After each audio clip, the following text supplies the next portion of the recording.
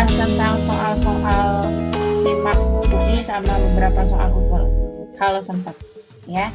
Oke, kayaknya ya Ibu buka aja ya. Assalamualaikum warahmatullahi wabarakatuh. Waalaikumsalam warahmatullahi wabarakatuh. Alhamdulillahirrahmanirrahim.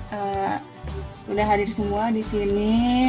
Di pertemuan kita kali ini, Ibu mau bahas tentang soal simak bagi yang mau ikutan simak. Tapi kalau nggak ikutan simak juga nggak apa-apa, karena soal-soalnya itu konsep ya. Jadi lumayan lah. Dan beberapa soal utul kalau sempat. Oke, ya kita mulai aja. Di pertemuan kita yang ketiga, kita bahas soal-soal baru ya, bukan soal yang minggu kemarin lagi.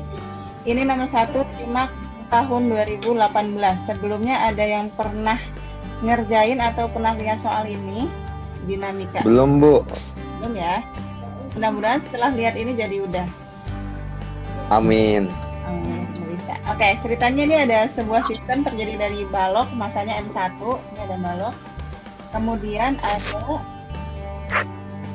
balok massa M2 ya, dihubungkan dengan seotak tali massa berbalok masanya M2 melalui sebuah katrol bermassa M ya. Ini gambar seperti ini. Diketahui ada koefisien gesek, berarti ini si lantainya dia kasar ya, antara permukaan balok M1 dan permukaan meja adalah K. Ini koefisiennya. Baik, sistem bergerak dari keadaan diam. Kata kuncinya dari keadaan diam berarti kecepatan awalnya adalah 0. Tali bergerak tanpa slip pada katrol. Massa tali dapat diabaikan. Katrol berbentuk cakram pejal.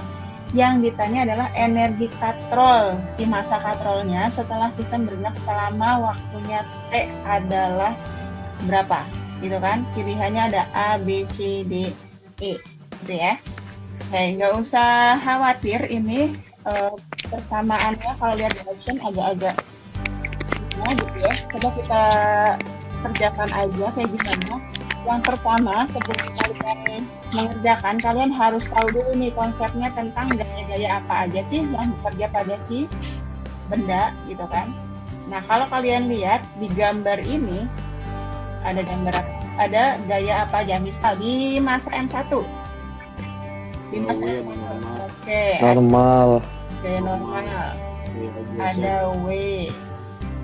Ada W1, ada gaya normal, ada tegangan tali. Oke, tegangan tali 1 misalnya. Di sini ada tegangan tali 2, T2, ada M, ada W2, sorry. Ya, ada apa lagi? Hati-hati ya kalau ya gaya gesek. Oke, ketinggalan gaya gesek. Gaya geseknya ke kiri. Oke. Nah, hati-hati karena di sini katrolnya punya massa. Nih, katrol bermassa M. Aduh. Ya, kalau katrolnya bermassa M, artinya ini harus pakai apa? Bukan pakai dinamika biasa lagi nih, pakai torsi. Masih ingat torsinya yang mana? Sigma torsi.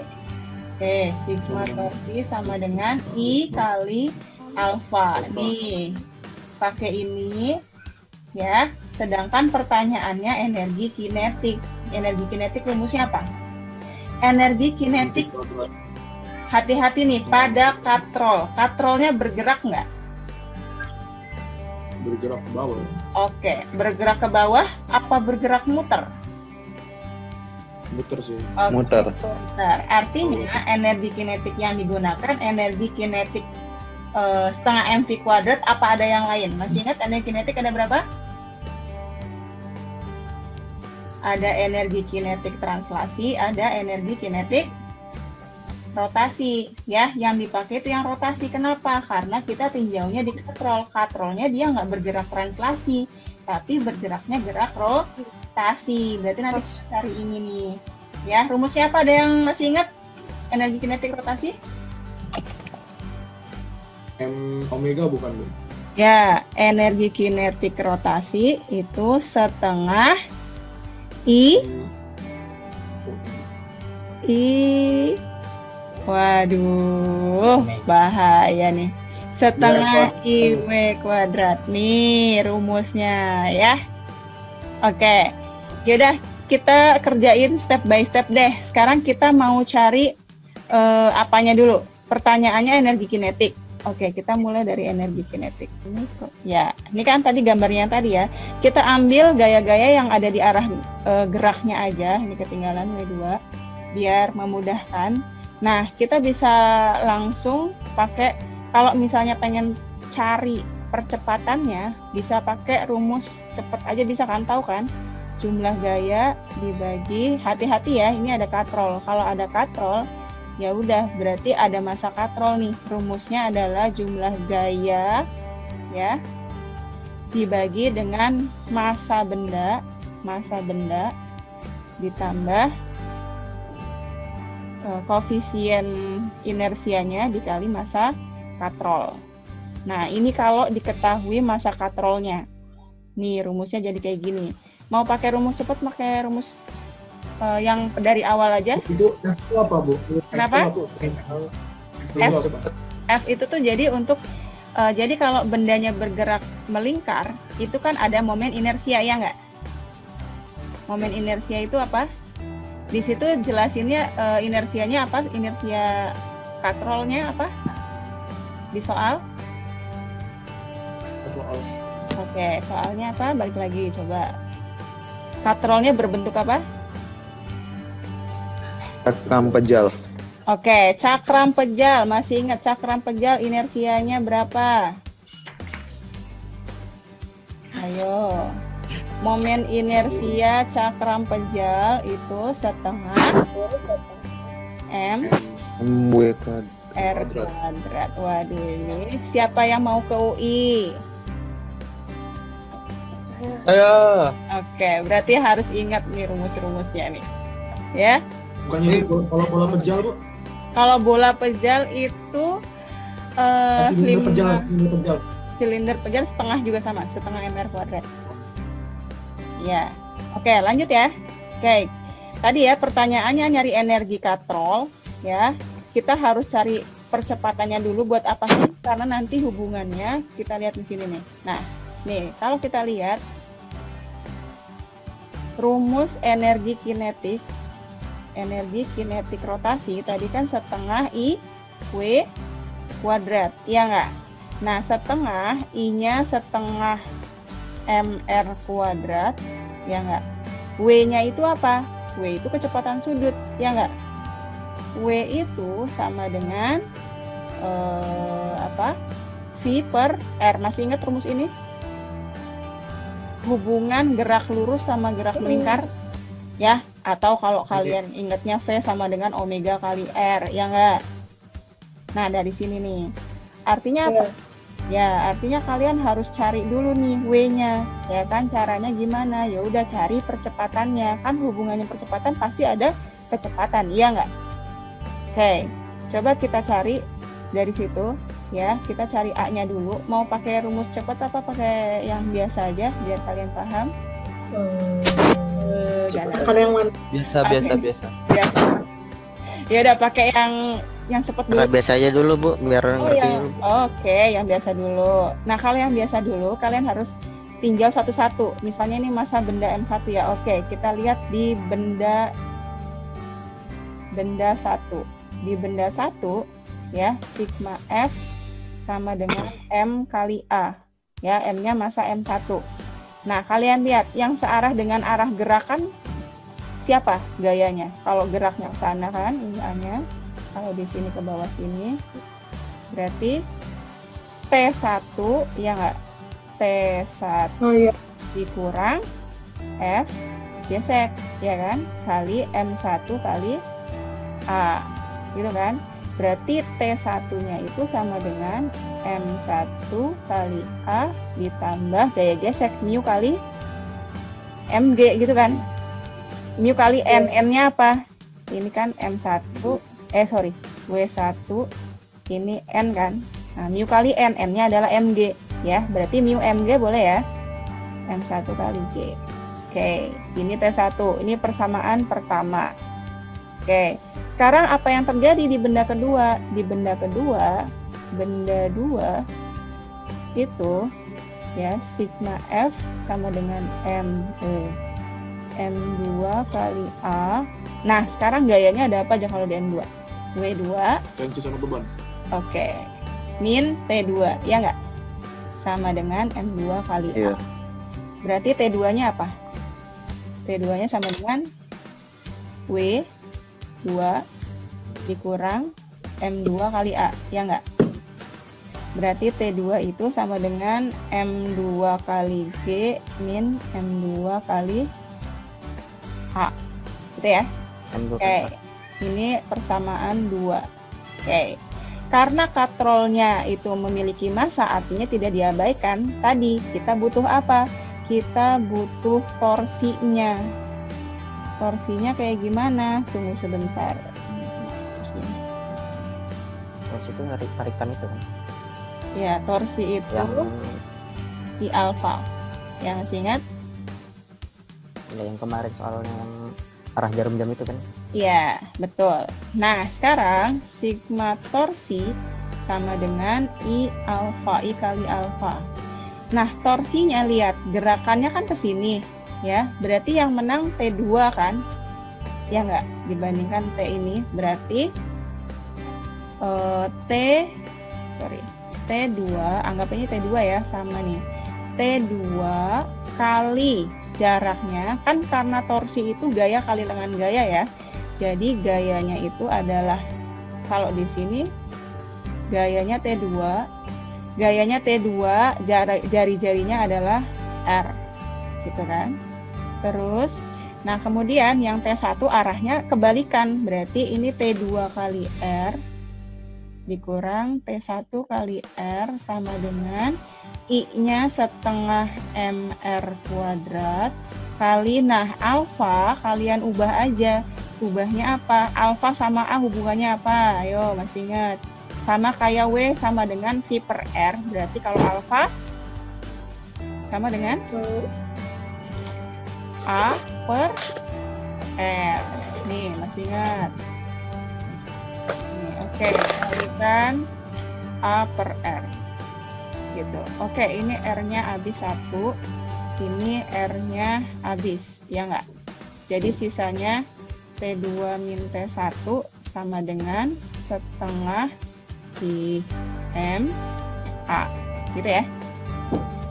Nah, sekarang T1 sama T2 dimasukkan nih. Ini ada T1 persamaan 1 sama persamaan 2, masukkan ke sini T-nya, ke persamaan 3.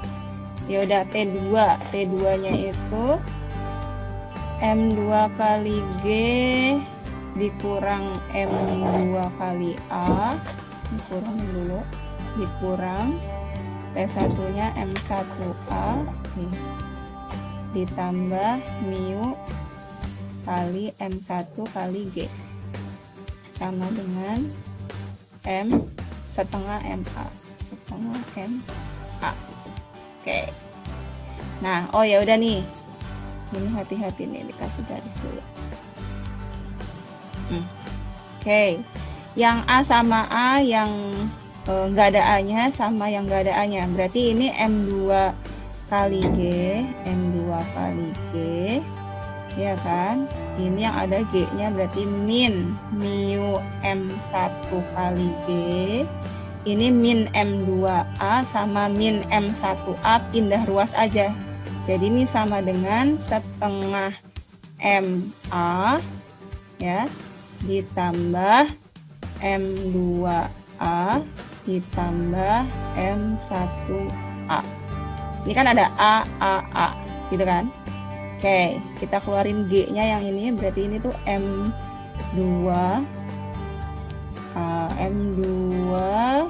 kita biarin dulu deh. M2 kali G mu M1 kali G sama dengan yang ini A-nya keluarin aja, A kurung setengah M tambah M2 tambah M1.